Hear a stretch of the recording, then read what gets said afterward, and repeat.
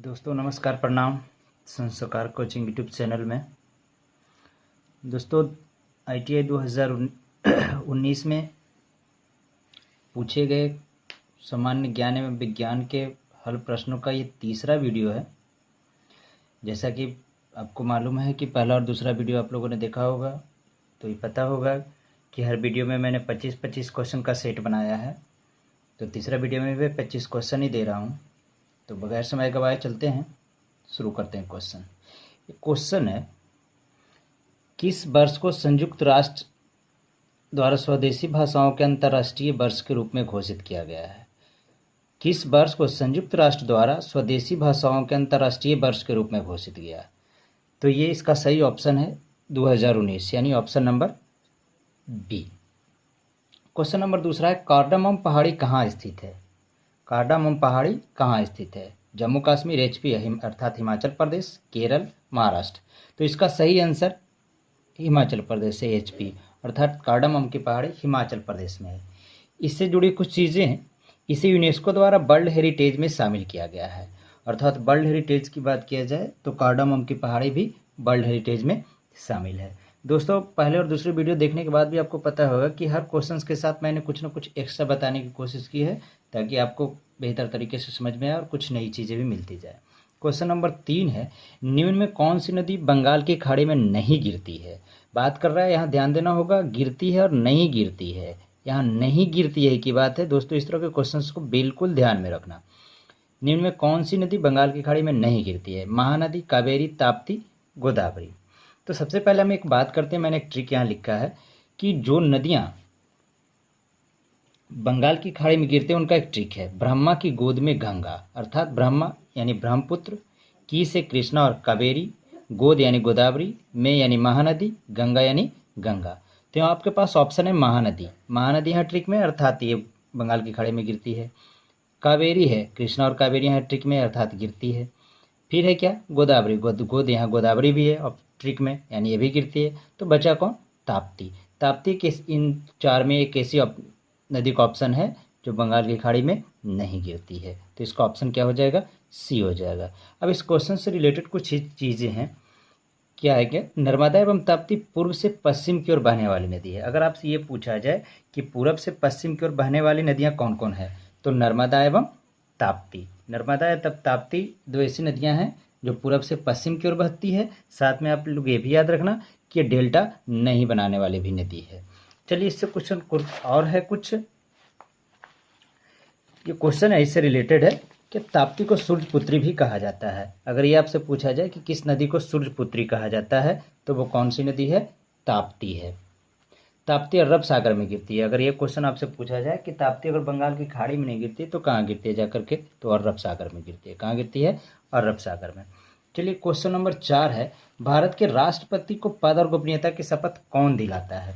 Question number 4 में ये आपसे पूछा जा रहा है कि भारत के राष्ट्रपति को पद और गोपनीयता की शपथ कौन दिलाता है? आपके पास ऑप्शन है उपराष्ट्रपति, बी में PM अर्थात प्रधानमंत्री, सी सर्वोच्च न्यायालय का CJ अर्थात चीफ जस्टिस यानी मुख्य न्यायाधीश, डी लोकसभा अध्यक्ष। तो आप लोग को पता होना चाहिए, भारत के राष्ट्रपति जो होते हैं ना, वो देश का प्रथम नागरिक होता है और वो सर्वश्रेष्ठ पद पे बैठा होता है। तो उपराष्ट्रपति तो उनसे नीचे है, प्रधानमंत्री भी उनसे नीचे हैं, लोकसभा अध्यक्ष भी नीचे हैं। तो सर्वोच्च न्यायालय का जो चीफ जस्टिस होता है ना, वो दिलवाता है इनको शपथ। याद रखना है, भारत के राष्ट्रपति को पद और गोपनीयता की शपथ कौन दिलाता है? तो सुप्रीम कोर्ट का अर्थात सर्वोच्च न्यायालय का मुख्य न्यायाधीश। इससे रिलेटेड कुछ यह है कि अनुच्छेद 52 के अनुसार ये कहा गया है कि भारत का एक राष्ट्रपति होगा, यानी भारत के राष्ट्रपति के पद का वर्णन संविधान के अनुच्छेद कितना में? 52 में किया गया है। संविधान के अनुच्छेद 52 में राष्ट्रपति के पद का वर्णन किया गया है। दोस्तों राष्ट्रपति का डिटेल्स मैंने एक राष्ट्रपति का वीडियो बनाया है जिसमें पूरी तरह से बता दिया गया है। आप प्लीज़ उस वीडियो को ज़रूर देखें, ज़्यादा कुछ जानकारी के लिए भी। इसके साथ कुछ और क्या है, राष्ट्रपति देश का संवैधानिक प्रधान एवं प्रथम नागरिक होता है। अगर पूछा जाए कि देश का प्रथम नागरिक कौन होता है, राष्ट्रपति। अगर ये पूछा जाए कि संवैधानिक प्रधान कौन होता है, कार्यपालिका का यहाँ बात किया जाए, तो वो कौन होते हैं? राष्ट्रपति होते हैं। लेकिन अगर वास्तविक प्रमुख पूछा जाए या वास्तविक प्रधान पूछा जाए तो वो PM होते हैं, अर्थात प्रधानमंत्री, क्योंकि राष्ट्रपति को जितनी सारी शक्तियाँ प्राप्त है उन शक्तियों का वो प्रयोग ना के बराबर करते हैं। जो सारे कार्य का संपादन किया जाता है वो प्रधानमंत्री उनके मंत्रिमंडल के द्वारा किया जाता है। यही कारण है कि राष्ट्रपति को याद रखना, यह शब्द संवैधानिक प्रधान कहा जाता है, लेकिन कार्यकारी या वास्तविक प्रधान किसे कहा जाता है? प्रधानमंत्री को कहा जाता है। फिर इसी में पॉइंट्स है कि अनुच्छेद 61 के अनुसार महाभियोग लगाकर राष्ट्रपति को हटाया जा सकता है। अगर बात यहाँ है कि राष्ट्रपति बनने के बाद संविधान के विरुद्ध कार्य करे, संविधान का उल्लंघन करे राष्ट्रपति, तो उन्हें हटाने की प्रक्रिया, उस प्रक्रिया को क्या कहा जाता है? महाभियोग। तो महाभियोग संविधान के किस अनुच्छेद के द्वारा लगाया जाता है? अनुच्छेद 61 के द्वारा लगाया जाता है। एक चीज़ और सुन लो, ये पूछा जाए कि महाभियोग की प्रक्रिया भारतीय संविधान में किस देश के संविधान से ली गई है? तो यूएसए के संविधान से ली गई, अर्थात यूनाइटेड स्टेट्स ऑफ अमेरिका, यानी अमेरिका के संविधान से महाभियोग की प्रक्रिया ली गई है। लेकिन सुखद बात यह है कि आज तक यानी वर्तमान समय तक भारत के कोई भी ऐसे राष्ट्रपति नहीं हुए जो कि संविधान का उल्लंघन किया हो और उन पर महाभियोग लगाया गया हो। कोई भी ऐसे राष्ट्रपति नहीं हुए जिन्हें महाभियोग लगाकर हटाया गया हो। क्वेश्चन नंबर 5 है, निम्न में कौन सा लोक नृत्य उड़ीसा से संबंधित है? छऊ, तमाशा, मलखम्ब, नन ऑफ दिस। तो ये छऊ जो है ना, छऊ ये उड़ीसा से संबंधित लोक नृत्य है। क्वेश्चन नंबर 6 है, निम्न में कौन सा स्थान सिंधु घाटी सभ्यता की रावी नदी पर स्थित है? सिंधु घाटी के रावी नदी पर स्थित कौन से स्थान है? लोथल, मोहनजोदड़ो, चन्हुद्रो, हड़प्पा। तो हड़प्पा जो है ना वो रावी नदी पर स्थित है। किस नदी पर? रावी नदी पर। ये जो रावी नदी है ना वो सिंधु की सहायक नदी है। रावी नदी सिंधु की सहायक नदी है। क्वेश्चन आगे है, निम्न में कौन पृथ्वी का निकटतम ग्रह है? क्वेश्चन नंबर 7, निम्न में कौन पृथ्वी का निकटतम ग्रह, यानी पृथ्वी का सबसे निकट ग्रह कौन है? तो पृथ्वी का सबसे निकट ग्रह अगर बात किया जाए तो आप लोग बताना कौन सा है, कमेंट में जरूर बताना कि कौन सा है। पहले देखिए यहाँ बात कर लेते हैं कि बृहस्पति जो है ना वो सबसे बड़ा ग्रह है। जिसे पीला ग्रह के नाम से भी जाना जाता है।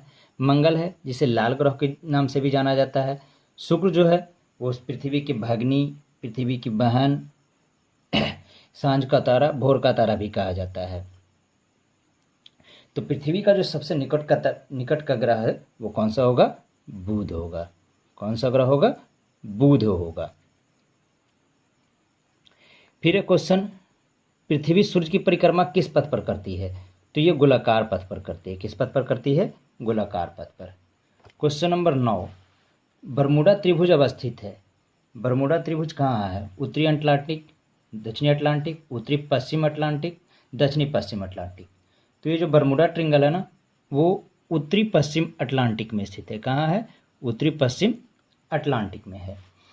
इसे शैतान का त्रिकोण भी कहा जाता है। ऐसा माना जाता है कि उत्तरी पश्चिम अटलांटिक में कुछ मतलब ऐसे जगह है कुछ खास एरिया में जिसके आसपास से अगर कोई जहाज़ भी जाए या ऊपर से भी जब हवाई जहाज़ पार करती है तो वो अपने आप नीचे चली जाती है और पता नहीं कहाँ चली जाती है वो चीज़ें, बाद में उसका कोई प्रमाण तक नहीं मिल पाता है, इसलिए शैतान का त्रिकोण भी इसे कहा जाता है।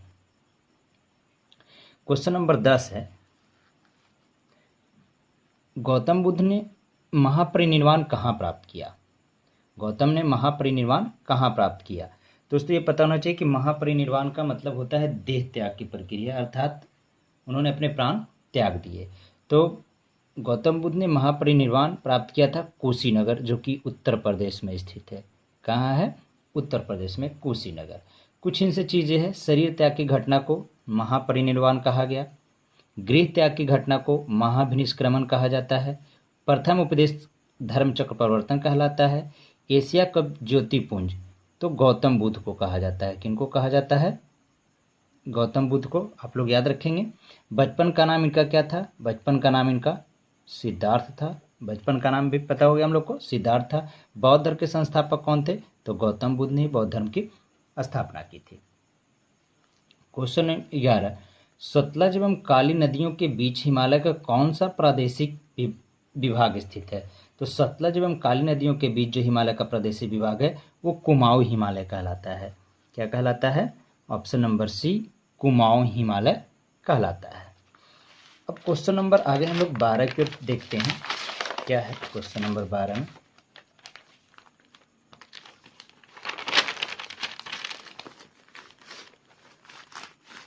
दोस्तों ज़्यादा क्वेश्चंस रहने की वजह से लॉकडाउन की स्थिति के कारण मैं नोट्स पे ये दे रहा हूँ ताकि आप लोग को ज़्यादा से ज़्यादा मिल सके।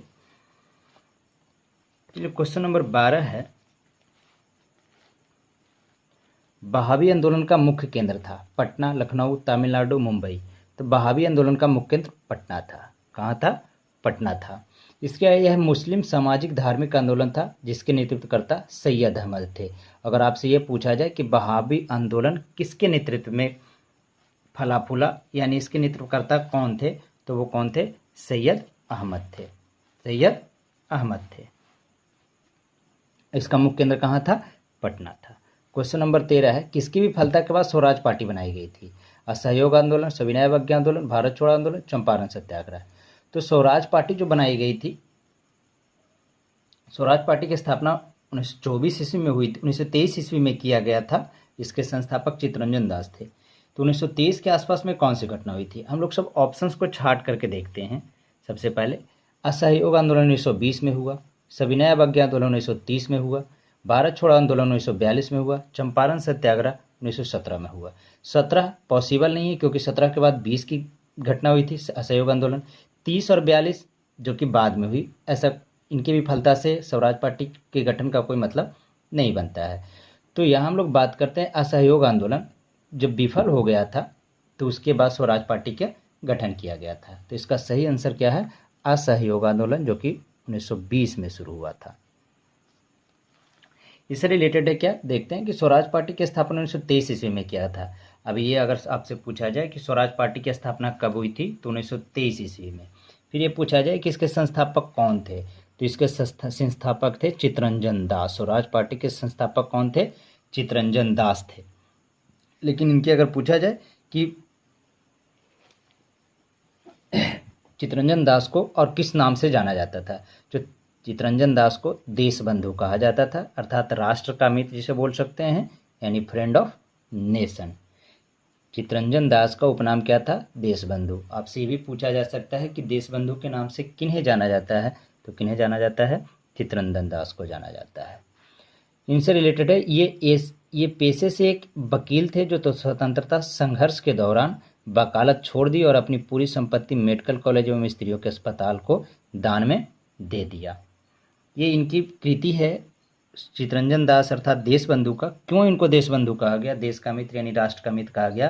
क्योंकि ये जो पेशे से वकील थे और जो भी संपत्ति कमाई थी वो स्वतंत्रता के संघर्ष के दौरान, लड़ाई के दौरान अपनी पूरी कमाई गई संपत्ति को मेडिकल कॉलेज एवं स्त्रियों के अस्पताल को दान में दे दिया था। इसलिए इन्हें उपाधि दी गई थी राष्ट्र का मित्र अर्थात देशबंधु।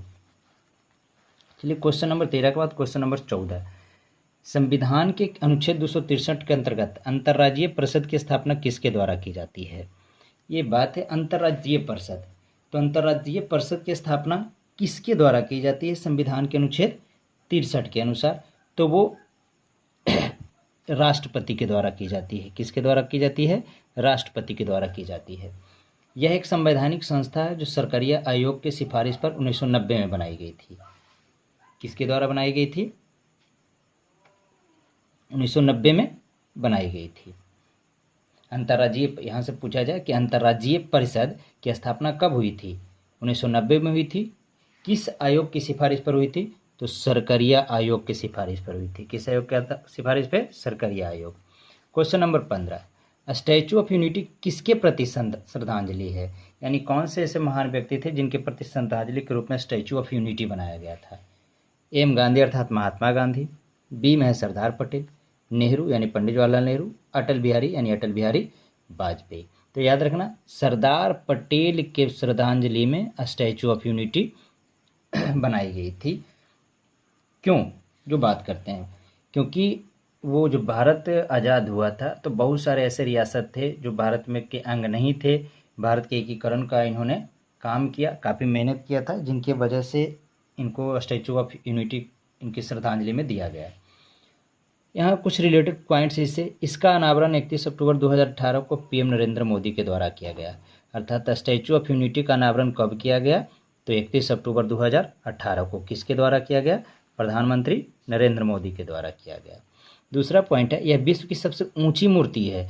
अगर ये भी बात किया जाए, क्या बात है, भारत में विश्व की सबसे ऊंची मूर्ति है। भारत देवी देवताओं का देश है, तो क्यों नहीं होगा भाई। यह विश्व की सबसे ऊंची मूर्ति है जिसकी लंबाई 182 मीटर, अगर फीट में बात करें तो 597 फीट है। तो यहाँ से क्वेश्चन ये होगा कि विश्व की सबसे ऊंची मूर्ति कौन सी है, तो स्टैचू ऑफ यूनिटी है, जो कि 182 मीटर, याद रखना जब फीट की बात करें तो 597 फीट। आगे पॉइंट है, यह कहाँ है, यह गुजरात के भरूच के निकट नर्मदा जिले में है। अगर ये पूछा जाए कि भारत में स्टैचू ऑफ यूनिटी कहाँ है, तो गुजरात में है, वो भी भरूच के निकट नर्मदा जिले में है, लेकिन आप याद रखना गुजरात में जनरली। फिर क्या, ये जो सरदार पटेल हैं इन्हें लौह पुरुष के नाम से जाना जाता है। किस नाम से जाना जाता है, लौह पुरुष के नाम से जाना जाता है। अगर आपसे ये पूछा जाए कि लौह पुरुष के उपनाम से किन्हें जाना जाता है, तो सरदार पटेल को, यानी सरदार वल्लभ भाई पटेल को। ये भारतीय एकीकरण के जनक थे। ये भी क्वेश्चन है कि भारतीय एकीकरण का जनक किन्हें कहा जाता है, तो किन्हें कहा जाता है, सरदार वल्लभ भाई पटेल को कहा जाता है। इनसे एक चीज और जान लो कि इनको सरदार की उपाधि कब दी गई थी, तो सरदार की उपाधि इनको मिली थी 1928 ईस्वी में बारदोली सत्याग्रह के दौरान। बारदोली की महिलाओं ने इन्हें सरदार की उपाधि दी थी। क्वेश्चन नंबर 15 के बाद क्वेश्चन नंबर 16 पे हम लोग आते हैं। वेदों में संपूर्ण सच्चाई निहित है, यह व्याख्या किसके द्वारा की गई है। क्वेश्चन ये है कि 16 में वेदों में संपूर्ण सच्चाई निहित है, यह व्याख्या किसके द्वारा की गई है। तो यह व्याख्या किसने कहा था, अर्थात ये पूछा जा रहा है आपसे कि वेदों में संपूर्ण सच्चाई निहित है, यह व्याख्या किसके द्वारा की गई, अर्थात किसने कहा था ये सेंटेंस। तो ये स्वामी दयानंद का कहना था, जो कि आर्य समाज के संस्थापक थे। अगर ये पूछे कि आर्य समाज के संस्थापक कौन थे, स्वामी दयानंद। फिर उसके बाद अगर बात किया जाए आपसे कि स्वामी वेदों की ओर लौटो का नारा कौन दिया था, स्वामी विवेकानंद। स्वामी विवेकानंद ने वेदों की ओर लौटो का नारा दिया था। क्वेश्चन नंबर 17, डाटा प्रोसेसिंग का क्या अर्थ है। डाटा का संग्रह, कंप्यूटर की कार्यप्रणाली, वाणिज्यिक उपयोग के लिए जानकारी तैयार करना। तो प्रोसेसिंग का मतलब है वाणिज्यिक उपयोग के लिए जानकारी तैयार करना, ये डाटा प्रोसेसिंग का अर्थ है। क्वेश्चन नंबर 18, आईसी अर्थात एकीकृत पथ, जिसको हम लोग इंग्लिश में पूरा नाम में बोल सकते हैं इंटीग्रेटेड चिप, कि कंप्यूटर की किस पीढ़ी का जन्म हुआ। तो आईसी से कंप्यूटर के तृतीय पीढ़ी का जन्म हुआ। वर्तमान समय तक अभी तक कंप्यूटर के 5 पीढ़ी का मतलब विकास हो चुका है, 5वीं पीढ़ी तक। क्वेश्चन नंबर 19, किसी ग्रह की सतह पर जी का मान, जी अर्थात गुरुत्वीय त्वरण, हमेशा याद रखना जब छोटा जी की बात हो तो गुरुत्वीय त्वरण, लेकिन जब बड़ा जी का बात हो तो गुरुत्वाकर्षण नियतांक होता है। तो कह रहा है कि जी का मान किस पर निर्भर करता है, एम अर्थात द्रव्यमान पर, ग्रह की आर अंतर त्रिज्या पर, एम एवं आर दोनों पर, नन ऑफ दिस। तो याद रखना किसी भी सतह ग्रह की सतह पर जी का मान अर्थात गुरुत्वीय त्वरण का मान मास और आर अर्थात द्रव्यमान और त्रिज्या दोनों पर डिपेंड करता है, क्योंकि उस सूत्र से ही हम लोग को पता चल जाता है जी बराबर G equal to G M M बट्टा आर स्क्वायर। यहाँ अर्थात एम भी होता है आर भी होता है, इसलिए हम लोग कह सकते हैं कि एम और आर दोनों पर डिपेंड करता है किसी ग्रह की सतह पर छोटे जी का मान। क्वेश्चन नंबर 20 है, न्यूनतम तापमान संभव है -273 degree Celsius, 0 degree Celsius, 0 kelvin, none of this. तो -273 डिग्री सेल्सियस न्यूनतम तापमान होता है। आप के बराबर 273 प्लस सी से निकाल सकते हो, क्योंकि के जो है ना वो ऐसा इकाई है, जब 0 रखेंगे तो इस साइड माइनस आएगा 273, तो सी बराबर -273 प्लस सी। तो इस तरह से -273 को न्यूनतम तापमान के रूप में जाना जाता है अभी। चलिए क्वेश्चन नंबर 21, एक तरंग की चाल 330 मीटर प्रति सेकंड है, एक न्यूमेरिकल है भाई। एक तरंग की चाल 330 मीटर प्रति सेकंड है तथा तरंग दैर्घ्य 3 मीटर हो, तो तरंग की आवृत्ति क्या होगी। तो ये बिल्कुल आसान है भाई, चुटकी में हल कर लेंगे इसको। क्या है ना, चाल दिया है, अर्थात चाल को हम लोग भी से लिखते हैं 330 मीटर प्रति सेकंड। देखो जब भी न्यूमेरिकल बनाना हो तो जो भी फैक्ट दिया गया हो, अर्थात जो कुछ भी आपके पास आइटम्स हैं जो दे दिया गया है क्वेश्चन में, उन चीज़ों को पहले लिख लो, वो चीज़ें आसान हो जाती है बनाना जब सब चीज़ें लिख लोगे तो। क्योंकि सब चीज़ें जब लिख लोगे फुलफिल कर दोगे तो आप सूत्र लगाओगे, जो नहीं लिखा है नहीं निकला हुआ है वो आसानी से निकल जाता है। तो पहले दिया गया है चाल 330 मीटर प्रति सेकंड, अर्थात भी बराबर मैंने लिख दिया 330 मीटर पर second.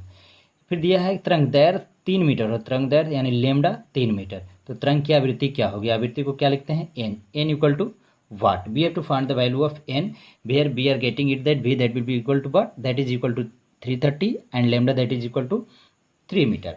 Then we know it that, अर्थात हम लोग जानते हैं कि एक फार्मूला होता है v बराबर एन लेमडा।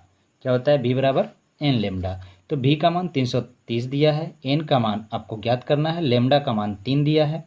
तो 330 बट्टा में कितना लेकर के चले गए हम लोग, 3 लेकर के चल गए। 110, 3 से 330 को और काटा जाए तो 110 बार में कट जाएगा। तो n बराबर कितना 110 Hz, क्योंकि आवृत्ति का मात्रक क्या होता है हर्ट्ज होता है। तो यहाँ n का आवृत्ति का मात्रक कितना आ गया 110 हर्ट्ज।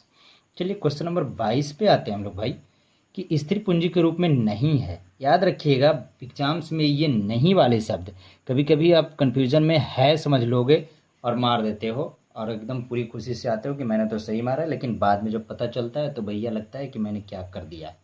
तो क्या है स्थिर पूंजी के रूप में नहीं है। उपकरण, मशीन, मुद्रा। उपकरण स्थिर होता है, मशीन स्थिर पूंजी है, इमारत स्थिर पूंजी है, लेकिन मुद्रा अर्थात लक्ष्मी, ये कहा भी गया कि लक्ष्मी चंचला होती है, आज मेरे पास तो कल किसी और के पास। तो इस तरह से मुद्रा स्थिर पूंजी में नहीं आएगा। क्वेश्चन नंबर 23 है, मूर्ति पूजा का आरंभ कब से माना जाता है। पूर्वार्ज काल यानी आर्ज काल के पहले से, उत्तर वैदिक काल, मौर्य काल, कुषाण काल। तो पूर्व आर्ज काल यानी आर्ज काल के पहले से भी मूर्ति पूजा का आरंभ माना जाता है, क्योंकि पुरातत्विक खुदाई में ये पता चला है, मातृदेवी सबकी मूर्ति भी मिले, जिससे ये पता चलता है कि आर्य काल से पहले भी मूर्ति पूजा की जाती थी। क्वेश्चन 24 है, पसीने वाली ग्रंथि शरीर के किस अंग में होती है। गुर्दा में, यकृत में, अग्नाशय में, त्वचा में। तो ये तो कोई भी मार सकता है बाबू आसानी से कि पसीने वाली जो ग्रंथि होती है शरीर के किस अंग में होती है, त्वचा में होती है। क्वेश्चन 25, 1 kg की वस्तु की गतिज ऊर्जा 1 जूल तब होगी जब उसकी चाल, अर्थात आपको चाल पूछना है, निकालना है, जहाँ की दिया हुआ है 1 kg अर्थात उसका द्रव्यमान दिया हुआ है, गतिज ऊर्जा दिया हुआ है। तो ये भी एक न्यूमेरिकल है, बिल्कुल आसान है, आराम से दी हुई चीज़ों को लिख लें। 1 kg की वस्तु अर्थात m बराबर 1 kg हो जाएगा। गतिज ऊर्जा को k से लिखते हैं, किनेटिक एनर्जी अर्थात 1 जूल दिया है। आपको निकालना क्या है उसकी चाल, यानी v बराबर आपको what, find the value of v। तो क्या करेंगे, फार्मूला होता है गतिज ऊर्जा के लिए k बराबर 1/2 mv²। मैंने नोट्स के तैयार होने के करने के लिए मैंने नोट्स तैयार करने के लिए चीज़ों को पहले ही हल कर दिया था ताकि टाइम कम लग पाए। तो k बराबर 1/2 mv², k का वैल्यू आपके पास 1/2 लिख दिया मैंने, गुने 1, m का वैल्यू 1 था 1 दे दिया, v²। अब बात करते हैं यहाँ से ऊपर चलते हैं, तो 1 का 1 है, 1/2 में 1 से गुना किया तो 1/2 रह गया गुने v²। अब तिरछा यहाँ से गुना हो गया, क्रॉस मल्टीप्लिकेशन, 2 से 1 में तो 2 हो गया, 1 में v² तो v² रह गया। अब स्क्वायर है तो इस साइड में आएगा तो क्या हो जाएगा, रूट में हो जाएगा, v = √2। जब √2 का आप लोग वर्गमूल निकालो स्क्वायर रूट तो कितना होगा 1.4 मीटर प्रति सेकंड। तो इसका सही ऑप्शन क्या हो जाएगा 1.4 मीटर प्रति सेकंड, उसकी चाल निकल जाएगी। दोस्तों ये जो सॉल्यूशन दिया जा रहा है 25 क्वेश्चन का, मुझे पूरा विश्वास है कि वीडियो भी अच्छा लगा होगा। ये तीसरा पार्ट है, अगर अच्छा लगा हो, आप लोग कुछ सीखे हो तो लाइक, सब्सक्राइब एवं शेयर जरूर करना। और मैं आपसे उम्मीद करता हूँ कि आप जो आने वाले 2020 में एग्ज़ाम दोगे उसमें ज़रूर सफलता पाओगे। Thank you.